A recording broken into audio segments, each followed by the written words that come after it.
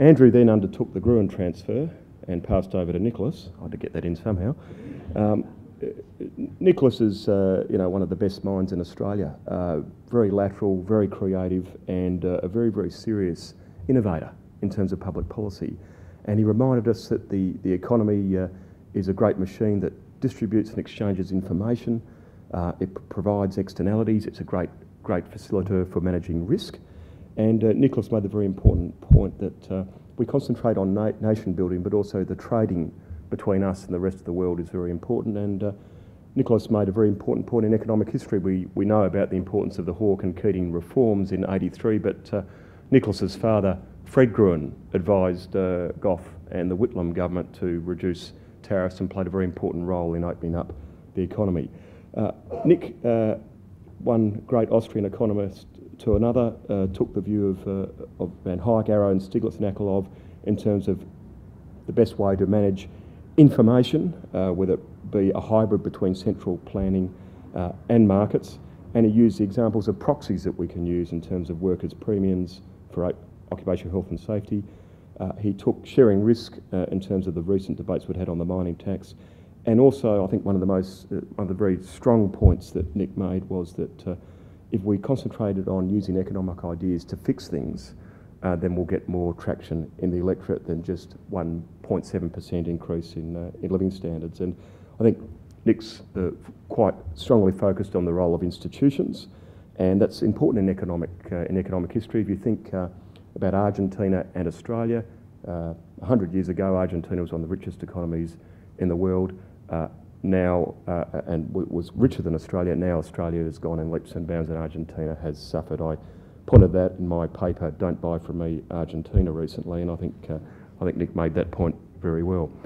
We then went to the panel beaters. Peter Crone from the BCA, basically looking at the paradox in Australia where, on the face of the data, you've never had it so good in terms of a lot of the success we've had, but yet some feeling that a lot of people aren't benefiting.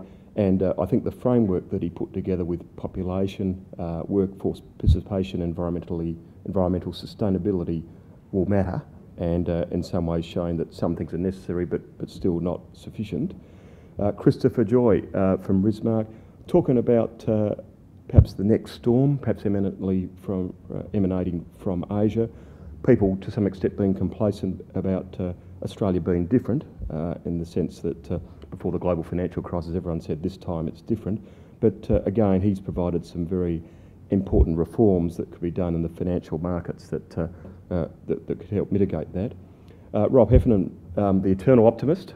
One thing that we've followed all very carefully is Indigenous disadvantaged. When I was at the ACTU, we actually got together with the Australian Chamber of Commerce and Industry and we set up an employment program whereby we would go to employers together, union and employer bodies, to ask for more Aboriginal employment, but we would make a commitment to provide the training to ensure that people were appropriately skilled. And I think Rob took us through very well the debates and the, if you like, the progress from a human rights approach to a participation approach as well.